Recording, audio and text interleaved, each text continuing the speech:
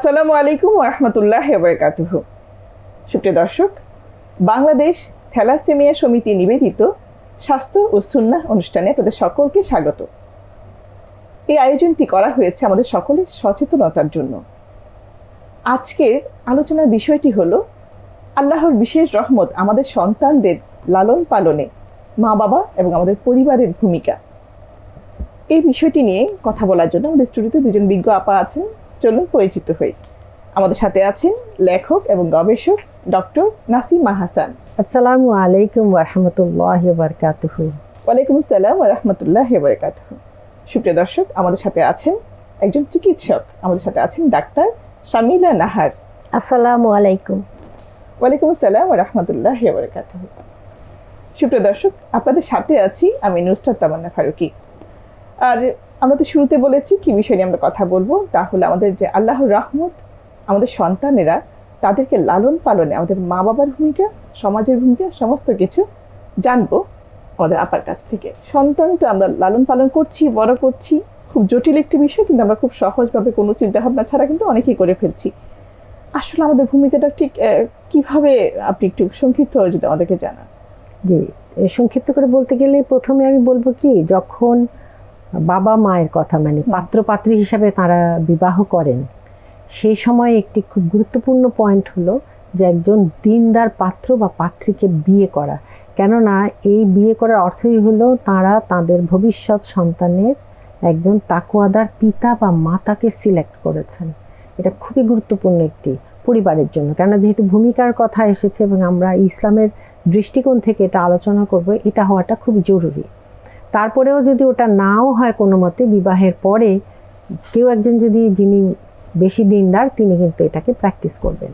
এবং দ্বিতীয়ত হলো যে ভূমিকার জন্য যেটা আমি বলবো যে সবসময় আল্লাহর উপর তাওয়াক্কুল করা, তার কাছে দোয়া করা। আমরা কিন্তু কোরআন খুললেই দেখতে পাবো, হে আল্লাহ আমাদেরকে সৎ বংশধর দিন, আমাদের এমন স্ত্রী পুত্র কন্যা দিন, হ্যাঁ, যে আমাদের চক্ষু শীতলকারী হয়। সুবহানাল্লাহ। এটা শুধু দোয়া করলে হবে না, নিজেরা তাকওয়াদার হতে হবে, চেষ্টাও করতে হবে আল্লাহ এবং তার রাসূলের প্রদর্শিত পথে চলার জন্য। তাহলে কিন্তু আমাদের ভূমিকাগুলো আমরা সঠিকভাবে পালন করতে পারবো। এবং এই প্রেক্ষিতে আমি বলবো কি, যে একটি সন্তান যখন দুনিয়াতে আসে, সে একদম শিশু থাকে, অর্থাৎ তার শৈশব যায়, শৈশবের পরে আরেকটু বড় হয়, তারপরে কিন্তু তার কৈশোর চলে আসে। এই দুটোর মধ্যে কিন্তু একটি বিশাল পরিবর্তন হয় তার শারীরিক, মানসিক, আচরণগত সমস্ত কিছুতেই। এটা কিন্তু বাবা মাকে জানতে হবে। কেননা আমি যখন আমার ভূমিকাটা করতে চাইবো, মানে আমার যেখানে রোল প্লে করতে হবে, আমি কিভাবে তার মা হয়ে তার সাথে কমিউনিকেট করব বা এমন কিছু, তখন কিন্তু আমার জন্য জরুরি যে সন্তানের ভেতর তখন কি চলছে।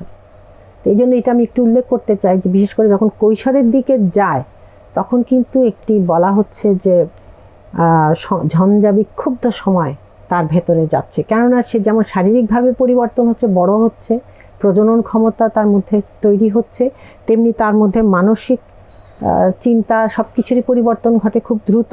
তারপরে আচরণগত পরিবর্তন হয় এবং এইগুলোর ভেতরে পড়ে বাচ্চারা কিন্তু নানানভাবে তারা তাদের কথাবার্তা, আচরণ এটা প্রকাশ পায়। কেউ খিটখিটে হয়, কেউ রাগ হয়, কেউ বিদ্রোহী হয়, ইত্যাদি ইত্যাদি। তো এগুলো যদি আমরা আগে থেকে জানি, তাহলে পিতামাতা উভয়ে একযোগে হয়ে আল্লাহর কাছে দোয়া করে এবং সবসময় বাচ্চাদেরকে যদি আমরা সেই সঠিক পথে রাখতে চাই, এগুলো আমরা তখন প্রয়োগ করতে পারবো ইনশাআল্লাহ। আল্লাহ তাআলা তার রাসূলের মাধ্যমে আমাদেরকে জানিয়েছেন, যেমন কোনো ছোট বাচ্চাকে বা আরেকটু বড় বাচ্চাকে সেটা কি করা যায়। যেমন তিনি ফাতিমা রাদিয়াল্লাহু আনহাকে কপালে চুম্বন করতেন, পিতা কন্যাকে করছে, তো মাতা তো এর চেয়ে বেশি করতে পারে, অনেক সুন্দর করে আলিঙ্গন করতে পারে। আমরা কিন্তু এটা একটু বড় হলে এটা ভুলে যাই। এটা খুবই জরুরি তার মানে তার বিকাশ লাভের জন্য, তার সব দিক থেকে, মানে তার শুধু শারীরিক না, শারীরিক, মানসিক, আচরণগত সব কিছুই। এবং পিতামাতার স্পর্শ আসলে তাদের জন্য খুবই প্রশান্তিদায়ক হয়, এটা আমরা কিন্তু ভুলে যাই। তারপর বাচ্চা একটু বড় হলে তার মাথায় হাত বুলিয়ে দেওয়া, এটা কিন্তু একটি হাদিসে আছে। একজন কিশোর খুবই বিদ্রোহাত্মক আচরণ করছিল রাসূলুল্লাহ সাল্লাল্লাহু আলাইহি ওয়াসাল্লামের সাথে, তিনি কিন্তু খুব হাসি মুখে তার সাথে কথা বলেছেন এবং তার মাথায় এবং বুকে হাত বুলিয়ে দিয়েছেন। এবং তারপরে দেখা গেছে সে পরবর্তীতে সে আবার এসে আরেকটু বড় হওয়ার পর ইসলাম কবুল করেছে। তো এটা অনেক বড় ঘটনা, আমি বললাম না আর। এই যে ব্যাপারগুলো, এগুলো আমরা কতটুকু আসলে খেয়াল করি, এগুলো তো আছে। এখন একটি বাচ্চা যদি ছোটবেলা থেকে এমন কোনো অসুস্থতায় আক্রান্ত হয়, তখন কিন্তু পিতামাতার ভূমিকা আরেকটু বাড়তি যোগ হয়, তাই না? কারণ তখন কিন্তু তাকে অনেক বেশি যত্নশীল হতে হবে। পূর্ববর্তী একটি সুস্থ বাচ্চার জন্য যে যত্নটা, তখন কিন্তু বিশেষভাবে যেই বাচ্চা বিশেষভাবে হয়তো চাহিদা সম্পন্ন বা অন্য কোনো সমস্যা বা এমন কোনো সমস্যা জীবনব্যাপী তাকে চিকিৎসা নিতে হবে, যেমন থ্যালাসেমিয়া হতে পারে, অনেক কিছু হতে পারে, আবার অনেক বাচ্চার মতো অন্ধত্ব হতে পারে। এরকম কিন্তু জরিপও আছে যে কত কত বাচ্চার মধ্যে এরকম অন্ধত্ব আছে, ইত্যাদি ইত্যাদি। তো এদের জন্য কিন্তু আরও অনেক বাড়তি, যেমন পুষ্টি শুধু নয়, যত্নেরও প্রয়োজন, মানসিক সাপোর্টের প্রয়োজন। এখানে কিন্তু বাবা মার ভূমিকা হবে অপরিসীম আমি বলবো। এবং ইসলামের দৃষ্টিকোণ থেকে আল্লাহর দেওয়া এই নিয়ামতকে নিয়ামতই মনে করতে হবে। একটি সুস্থ বাচ্চা যেমন নিয়ামত, অসুস্থ বাচ্চাও নিয়ামত, এবং আল্লাহর পক্ষ থেকে এসেছে। এবং আল্লাহর রাসূল তো বলেছেন যে মুমিনের গায়ে যদি একটি কাঁটাও ফোটে, এটার জন্য তার গুনাহ মাফ হয়। তো সুবহানাল্লাহ, যারা এই সন্তান নিয়ে সংগ্রাম করছে, হ্যাঁ, তাদের প্রতি শ্রদ্ধা ভরে আমি বলবো যে আল্লাহ তাআলা তাদের ঈমানের শক্তি বাড়িয়ে দিন, ভেতরে যেন আল্লাহ তাআলা সেই তাওয়াক্কুলের শক্তি যায়, যেই শক্তির বলে এই বাচ্চাগুলোর জন্য তারা পিতামাতার ভূমিকা সঠিকভাবে তারা ভূমিকাটি প্লে করতে পারেন, মানে এই ভূমিকাটি রাখতে পারেন। কারণ এটা খুব জরুরি। তারাই যদি ভেঙে পড়েন তাহলে কিন্তু এটা খুব কঠিন হয়ে যাবে পিতামাতা। এই যে আমি যে বললাম যে বাচ্চাটি অন্যভাবে হয়তো সমস্যা আছে, কিন্তু সে তো হয়তো কৈশোরে চলে আসছে, তার কিন্তু এই সমস্যাগুলো আসবে। শারীরিক একটু আগে আমি যেটা বললাম যে ঝঞ্ঝা বিক্ষুব্ধ মনে হবে তার ভেতরটা, তার এত চেঞ্জ আসে। তো এই পরিবর্তনটা তো আসলে রোধ হয় না, অনেক সময় এটা আসে কোনো না কোনো বয়স থেকে শুরু হবে। তখন কিন্তু পিতামাতার ভূমিকা সেই স্নেহপূর্ণ হতে হবে এবং অবশ্যই যত্নশীল, এবং পরিবারের অন্যান্যদেরকেও এটা জানাতে হবে যদি বাচ্চা একটু অতটা সুস্থ না হয়, যে তার প্রতি আসলে যত্নটা আরো অনেক বেশি। হ্যাঁ, যত্নশীল। বা আবার এই অর্থ এই নয় যে সে বেয়াদবি করলে বা এক্সট্রিম করলে তাকে কিছু জানানো হবে না, তাও নয়। কিন্তু অবশ্যই স্নেহপূর্ণভাবে তাকে বুঝিয়ে দেওয়া যে তোমার জীবনের এই, বিকজ কৈশোরের দিকে যখন যায় তারা কিন্তু অনেক কিছু জেনেই যায়, হয়তো তার অসুস্থতার কথাও সে জানে যদি তার অন্যান্য কিছু ঠিক থাকে। আর যদি এমন হয় যে তার সমস্যাটা চিন্তার ক্ষেত্রে বা সে বুঝতে পারে না এই ধরনের, তখন তো তাকে অন্যভাবে তাকে টেক কেয়ার করতে হয়। কাজে সব দিক থেকে আমি বলবো পিতামাতার এই ভূমিকার জন্য তারা অনেক অনেক বেশি আল্লাহর কাছে পুরস্কৃত হবেন। এবং এটাই, দুনিয়া হলো সাময়িক, এই সাময়িক দুনিয়াতে আমরা চাইবো যে প্রতিটা বাচ্চা, প্রতিটি সন্তান তার পিতামাতার স্নেহ পাক, এবং তারা যদি অসুস্থ হয় সঠিক চিকিৎসা হোক, সেটা যেভাবেই হোক। এটা কিন্তু আমাদেরও দায়িত্ব রয়েছে ইনশাআল্লাহ, আমরাও যাতে সবাই এগিয়ে আসতে পারি। কিন্তু খুব সুন্দর একটি কথা বলেছেন, সেটা হচ্ছে আমাদের সন্তানদের জন্য ভালো মা বাবার ব্যবস্থা করা। অবশ্যই আপা খুব দারুণ একটি কথা বলেছেন যে সন্তান লালন পালন করতে হলে প্রথমে ভালো মা বাবা বাছাই করতে হবে। এটা আপার কাছে আসি। এই যে ভালো মা বাবা বাছাই করলাম, সন্তান হলো, সন্তানকে আমরা লালন পালন করছি, চিকিৎসকের মানে কোনো আলাদা পরামর্শ আছে কিনা মা বাবাদের জন্য, যারা শিশু কিশোর এই ধরনের একটু বাড়ন্ত বয়সে শিশুদেরকে যারা যত্ন করছেন, যাদেরকে দেখভাল করছেন, যার পরিবারে এমন সন্তান আছে? আসলে বাবা মার রোল যেটা, যখনই আমি বাবা মা হয়ে যাচ্ছি তখন তার অপরিসীম ধৈর্য থাকতে হবে। এবং আমরা বাবা মারা যেভাবে চিন্তা করি, বাবা মারা চায় আমার ছেলে বা মেয়ে এরকম এরকম হবে, আমাদের যে প্রত্যাশা, সেই প্রত্যাশাটা আসলে বাস্তবসম্মত হতে হবে। এবং আসলে যখন বাড়ন্ত বয়সে তাকে আমি কিভাবে টেক কেয়ার করব, তার আগে কিন্তু দরকার হলো, আমরা বলি জন্মের পর থেকে 2 থেকে 3 বছরের ভিতরেই তার কিন্তু একটা মনস্তাত্ত্বিক, মানে একটা ইন্টেলেকচুয়াল লেভেল তৈরি হয়ে যায় একটা শিশুর, তারপরে তো সে বাড়তে থাকে। এখন ওই সময়ে বাবা মা বাচ্চাকে যদি যথেষ্ট কোয়ালিটি টাইম না দেয়, মানে শুধু টাইম দিলেই হবে না, মানে আমি বাচ্চার পাশে থাকছি সেটা না, বাচ্চার পাশে থেকে আমি হয়তো বাচ্চার দিকে খেয়াল করছি না, মানে আমাকে একটা কোয়ালিটি টাইম দিতে হবে। এবং বাচ্চার সঙ্গে আমার একটা লাভিং একটা রিলেশনশিপ, মানে খুবই, মানে এই যে মানে রিলেশনশিপটা প্যারেন্টসদের সঙ্গে তার সন্তানের, এই রিলেশনশিপটাকে আসলে নার্চার করতে হয়। আমরা অনেক সময় বুঝি না যে আসলে কিভাবে আমি আসলে এই ভালোবাসার বন্ধনটাকে শক্ত ও মজবুত করব।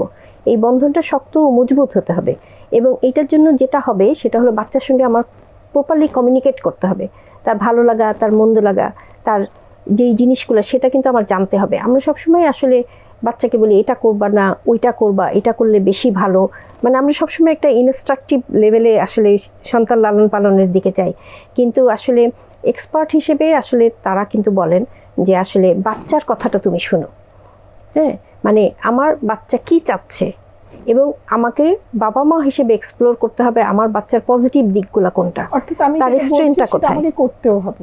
হ্যাঁ, এবং তার সামনে কিন্তু মানে তার কোনটা ভালো দিক, মানে সব বাচ্চা কিন্তু সব বিষয়ে ভালো হবে না, সব মানুষ সব বিষয়ে ভালো হয় না, কোন বিষয়টা তার জন্য মানে স্ট্রেংথ সেটা। এবং শিশুকাল থেকে এই যে জন্মের পর থেকে বাচ্চা যখন বড় হচ্ছে, এই 2-3 বছর বয়সেই অ্যাজ এ বাবা মা, এই যে আপা যেটা বললেন যে পাত্রপাত্রী নির্বাচনটা খুব দিনদার বা খুব ভালো হতে হবে, তা আমি আসলে শুরু থেকেই যদি এই প্র্যাকটিসটা না থাকে, এরকম যদি আমি না থাকি, তাহলে বাবা মা হয়ে যাওয়ার পরে টাস করে তো আমি ভালো হয়ে যেতে পারি না। কাজেই আমাকে এই জিনিসটা আগে থেকেই হতে হবে, এবং যখন আমি বাবা মা হচ্ছি তখন আমার ওই প্র্যাকটিসটা থাকতে হবে যে আমি যা করছি বাচ্চা কিন্তু তাই দেখছে, আমি যা বলছি বাচ্চা কিন্তু তাই শুনছে, এবং বাচ্চা কিন্তু বাবা মাকেই সবচেয়ে বেশি ফলো করে, কারণ সে বাবা মার কাছেই বেশি থাকে। তাহলে বাবা মার জন্য আমাকে রোল মডেল হতে হবে। আমি যদি বাচ্চার কাছে এক্সপেক্ট করি যে বাচ্চা সদা সত্য কথা বলবে, 5 ওয়াক্ত নামাজ পড়বে, সব কাজগুলো ঠিকভাবে করবে, তাহলে আমাকেও তো তাই হতে হবে। তা না হলে তো আমি বাচ্চার কাছ থেকে এটা আশা করতে পারি না। তা সেই জায়গার থেকে আসলে তাকে ওইভাবে আস্তে আস্তে বড় করে তোলা, এবং ন্যায় অন্যায় পার্থক্যটা বুঝায় দেওয়া, এবং একটা ডিসিপ্লিন লাইফ লিড করা। আল্লাহ তাআলা কিন্তু ডিসিপ্লিন লাইফের কথাই আমাদেরকে, রাসূল সাল্লাল্লাহু আলাইহি সাল্লাম সবসময় ডিসিপ্লিন লাইফ, এবং এটা সায়েন্টিফিক। বাচ্চা কখন ঘরে ফিরবে, বাচ্চা কখন খাবে, তারপরে বাচ্চার কিছু পার্সোনাল হাইজিন আছে, এই জিনিসগুলা আমি করছি সেও করছে, মানে এটা বাচ্চা দেখে দেখে। এবং বাচ্চারা কিন্তু অনুকরণ প্রিয়। অধিকাংশ বাচ্চা দেখা যায় বাবা যেভাবে কথা বলে বাচ্চাও সেইভাবে কথা বলে, মা যেভাবে সাজগোজ করে মেয়েটাও সেইভাবে সাজগোজ করে, তার মানে বাচ্চারা কিন্তু অনুকরণ প্রিয়। কাজে এই জায়গাটা আমার বাচ্চা মানে সবসময় আমাদেরকে ওইভাবে সতর্ক থাকতে হবে। আর একটা হলো ফ্যামিলি বন্ডেজ। আমি যখন বাবা মা, সে যখন বাচ্চাকে বড় করে তুলছে তখন বাবা মার ভিতরে একটা ঐক্যমত থাকতে হবে। হ্যাঁ, বাবা মার ভিতরে যদি আসলে একজন পূর্ব দিক একজন পশ্চিম দিকে যায় তাহলে আসলে হবে না। বাবা মাকে সন্তানের স্বার্থে, সন্তানকে ভালোভাবে লালন পালন করার স্বার্থে বাবা মাকে কিন্তু একটা ঐক্যমতে আসতে হবে। হ্যাঁ, তাহলে এই জিনিসগুলো যদি আসলে বাবা মা মেনটেন করে, এবং এগুলোই আসলে আমরা এটা চিকিৎসকের কাছে না, যারা এই বিষয়ে আসলে স্পেশালিস্ট, তাদের কাছে যখন বাবা মারা পরামর্শের জন্য যান তখন বাবা মা কিন্তু তখন সেই স্পেশালিস্ট বা বিশেষজ্ঞরা বাবা মাকে এই ধরনের পরামর্শ দিয়ে থাকেন। এবং আসলে জিনিসটা শুরু হয় বাচ্চা গর্ভে আসার আগে থেকেই বাবা মাকে প্রিপারেশন নিতে হবে যে আমি আমার বাচ্চা মানে গর্ভে ধারণ করব, সেই বাচ্চার বেসিক নিডগুলো, যেটা বাচ্চা কোথায় থাকবে, বাচ্চার টেক কেয়ারটা কীভাবে হবে, কারণ আমি তো জানি না আসলে বাচ্চাটা কীরকম বাচ্চা হবে, তাই না? বাচ্চার স্পেশাল নিড থাকতে পারে, মানে সব কিছু মিলায় আমাকে ওই চিন্তাটা আগে রেখে আমার একটা প্রিপারেশন থাকতে হবে। একটু আগে বলছিলেন যে মা বাবা দুজন দুদিকে চলে যায়, অনেক সময় তো দেখা যায় সন্তানের ইস্যুতেও মা বাবা দুজন দুদিকে চলে যাচ্ছে। আমরা বিভিন্ন পরিস্থিতিতে দেখতে পাই যখন বাচ্চার অসুস্থতাও কিন্তু মা বাবার অনেক সময় একজন দোষী করতে থাকেন আমাদের সমাজগুলোতে। সন্তান লালন পালন করতে গিয়ে কিন্তু বিরোধটা তৈরি হয়, বিরোধটা তৈরি হয়, বা কথা শুনছে না তখন বিরোধটা তৈরি হয়। মানে স্পেশাল চাইল্ডের ক্ষেত্রে তো আসলে বাবা মার স্পেশাল একটা অ্যাটেনশন সেটা ঠিকই আছে, কিন্তু নর্মাল চাইল্ডদের ক্ষেত্রেও দেখা যায় বাবা মা একমত থাকতে পারছেন না। এই ক্ষেত্রে আসলে আল্লাহর উপর ভরসা করা, এবং আমি মনে করি যে আসলে নলেজ গেইন করা, এটা হচ্ছে নিজে প্র্যাকটিস করা। মানে আমি যদি আসলে নলেজেবল না হই, আমার যদি জ্ঞানটা না থাকে, কিভাবে আমি বাচ্চাটাকে লালন পালন করব, কিভাবে বাচ্চাটা মানে আমার যদি এই নলেজটাই না থাকে যে বাচ্চা আমাকে দেখছে, বাচ্চা আমাকে ফলো করছে, এটা তো সব বাবা মা জানেন না। শুধু কি আমি, আমার তো মনে হয় দাদা দাদি নানা নানি সবাই কিন্তু ফার্স্ট কিন্তু বাবা মা, সবাইকে ফলো করতে ফার্স্ট হলো বাবা মা। মানে প্রথমেই হলো বাবা মা, বাবা মাকেই সে আসলে বেশি। এবং বিভিন্ন গবেষণায় দেখা গেছে যে যারা বাবা মারটাই বেশি বাচ্চারা দেখে, মিথ্যা বলছে, ফ্যামিলিতে খোঁজ নিয়ে দেখা যাচ্ছে যে বাবা মার সাথে মিথ্যা, ওখানে প্র্যাকটিস আছে। মানে এই যে ন্যায় নীতি, মানে আমরা যে বলি ফ্যামিলি ভ্যালুস, এটা তো বাবা মার থেকে আসে।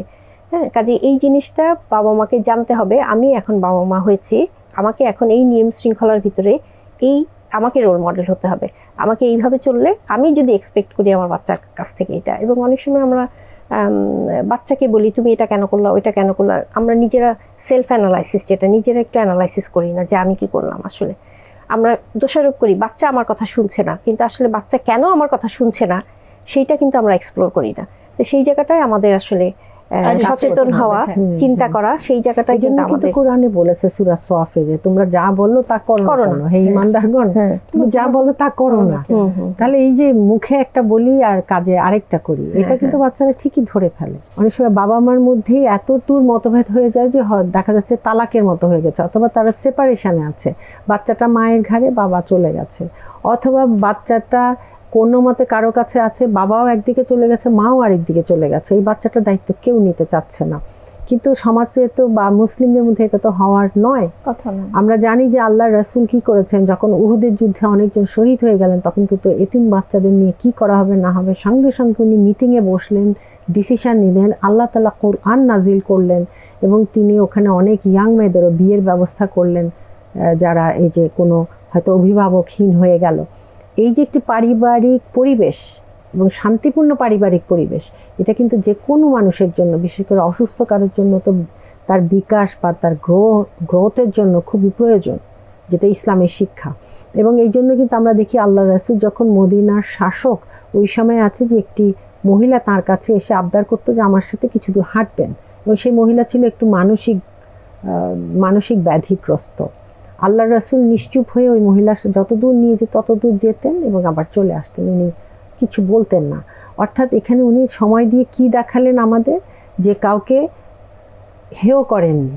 এবং এখানেই আমাদের শিক্ষাটি, যে এই যে আমরা পিতামাতা হয়ে হয়তো নিতে পারছি না, হ্যাঁ খুব কঠিন অসুখ, যেমন থ্যালাসেমিয়া হলেও এটা খুবই কঠিন বাবা মার জন্য এটা কন্টিনিউ করা, কিন্তু তখন যদি বাবা মা এক হয়ে যান যে আল্লাহ তাআলা আমাদেরকে কঠিন পরীক্ষা করছেন, এই পরীক্ষায় যদি আমি পাশ হতে পারি, এই বাচ্চাই হবে আমার জান্নাতে যাওয়ার উসিলা। আমার জীবনের আকাঙ্ক্ষাই তো আসলে জান্নাতে যাওয়া, এই দুনিয়া তো সাময়িক। এভাবে যদি চিন্তা করতে পারে, এবং এই জন্য আমি বলছি যে তাকওয়াদার বাবা মা, এবং যদি বিপদে পড়ে তখন কিন্তু তাকওয়া বৃদ্ধি হওয়ার সম্ভাবনা হয় যদি সে আল্লাহকে ধরে রাখে। হ্যাঁ, আল্লাহকে যদি ধরে রাখে। এবং ঠিক উল্টোটা যদি কেউ চিন্তা করি যে এই সন্তান যদি বেঁচে না থাকতো তাহলে কি তাদের খুব ভালো লাগতো, উল্টোটাও হতে পারে। আল্লাহ যেমন দিয়েছেন তেমন নিতেও পারেন। আমি আমার একটি মালয়েশিয়ান সিস্টারের কথা বলতে পারবো, যে তিনি যখন বাচ্চা পেটে, তখন ডাক্তার বলেছিল, এটা লন্ডনের ঘটনা, প্রবাসে, ওই সময় আমিও বাইরে ছিলাম, যে ওই বাচ্চাটিকে বাঁচতে দিও না। সে বলেছে এটা পেটেই আমরা মেরে ফেলবো, তুমি রেখো না, কারণ এই বাচ্চাটি কোনো না কোনো ত্রুটি নিয়ে জন্মাবে। তো ওই সিস্টার খুবই ইসলামিক আল্লাহ ভক্ত ছিলেন, উনি বলছেন যে না, যেরকম আছে সন্তানটি হোক। তো দেখা গেল সত্যি বাচ্চাটি কথা বলেনি, বাকি সব ঠিক আছে, খুবই সুন্দর বাচ্চা একটি, কিন্তু দেখা গেল 6 কি 7 বছর বয়সে ওই বাচ্চাটি খুব কোনো সাধারণ একটি কারণে সে মারা গেছে, এমনিই মারা গেছে ঘুমের মধ্যে। তা আমি চিন্তা করলাম যদি মা ওই সময় রাজি হতো তাহলে আজকে কি অবস্থা হতো, সারা জীবন সে একটু অপরাধ বোধ নিয়ে বেঁচে থাকতো। সে কিন্তু আল্লাহর উপর ছেড়ে দিয়েছে। সেরকমও আমি বলছি পিতা মাতাকে ওইভাবে আল্লাহর উপরই ছেড়ে দিতে, যে আজকে আমি পরীক্ষায় আছি, কিন্তু আমি তো জানি না এই পরীক্ষা কতদিন আল্লাহ নেবেন, এই পরীক্ষায় আমি টিকে থাকতে পারলে আল্লাহ আমাকে কী দিবেন। আর আমরা তো দেখেছি যে কাঁটা ফুটলেও আল্লাহ বলছেন তোমার গুনাহ মাফ হচ্ছে যেখানে। তো আল্লাহ তাআলা আমাদের সবাইকে তৌফিক দিন যে এই পিতা মাতা এবং এই ইনসাফ আমরা যাতে সৃষ্টি করতে পারি। বিশেষ করে যেসব বাচ্চাদের অসুস্থতায় চিকিৎসা হয় না বা বাবা মা ফেলে গেছে, ওরকম যদি আমরা খবর পাই, আমরা যারা আমাদের যতটুকু সামর্থ্য আছে, অর্থ বা যেটাই হোক, সেটা নিয়ে যাতে আমরা কিছুটা হলেও এগিয়ে আসতে পারি, আমাদের আরও কাউকে বলে, আরও ভাই বোনদের বলে। এটা খুবই জরুরি, কারণ সমাজ তো আসলে এক হাত আরেকজনের হাত না ধরলে এই সমাজ তো সামনে এগোতে পারবে না। আমরা শুধু নিজেদের নিয়ে ব্যস্ত থাকার জন্য আল্লাহ তাআলা এই দুনিয়া আমাদের পাঠাননি, অন্যেরও খবর নিতে বলেছেন, তাই না? আজকে যদি কারো ঘরে খুব অসুস্থ কেউ হয়, এমন হয় যে ওই ঘরে হঠাৎ আমার আরও কিছু লোক বলের প্রয়োজন হয়েছে, হতে পারে প্রতিবেশী যদি আমার আজকে সুন্দর সম্পর্ক হয়, সে এসে কিন্তু আমাকে সেই সাহায্যটি করবে, সুবহানাল্লাহ। কিন্তু আজকাল আমরা আমাদের প্রতিবেশীর চেহারাই চিনি না, কি করে এটাও জানি না, সেটাও জানি না। আমাদের সামাজিক দায়বদ্ধতার জায়গা থেকে আমাদেরকে আরো অনেক বেশি কাজ করতে হবে। আসলে সময় সংক্ষিপ্ততার কারণে একটু আপনার কাছে আপনার কথা খুব সুন্দরভাবে শুনছিলাম। আসলে সামাজিক যে ব্যাপারগুলো আছে, সন্তান লালন পালন করতে গেলে কিন্তু সমাজের বাইরে গিয়ে তো আমাদের কিছু করা সম্ভব না। একটা জানছিলাম হচ্ছে আমাদের প্রতিবন্ধকতা নিয়ে যে শিশুগুলো বড় হচ্ছে, তাদের প্রতি আমাদের সমাজের যে দায়বদ্ধতা, সেখানে চিকিৎসকদের পরামর্শ কি থাকবে, যে আমরা তাদের প্রতি কেমন টেক কেয়ার করা উচিত? আসলে আসলে চিকিৎসক তো আসলে সমাজেরই অংশ, অবশ্যই সমাজের অংশ, সমাজের কাজে- বিশেষ একটি অংশ। বিশেষ একটি অংশ।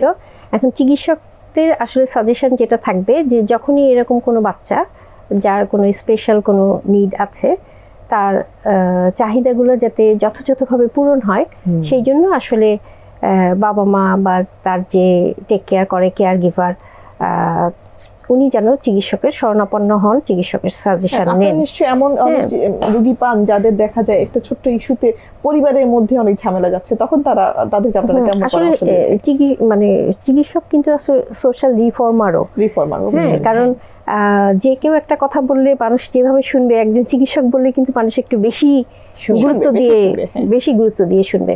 এবং এই স্পেশাল চাইল্ড যারা, তাদের বাবা মার ক্ষেত্রে আমাদের একটা পরামর্শ থাকে যে আপনি কিন্তু একা না, হ্যাঁ, আপনার পাশে কিন্তু সবাই আছে।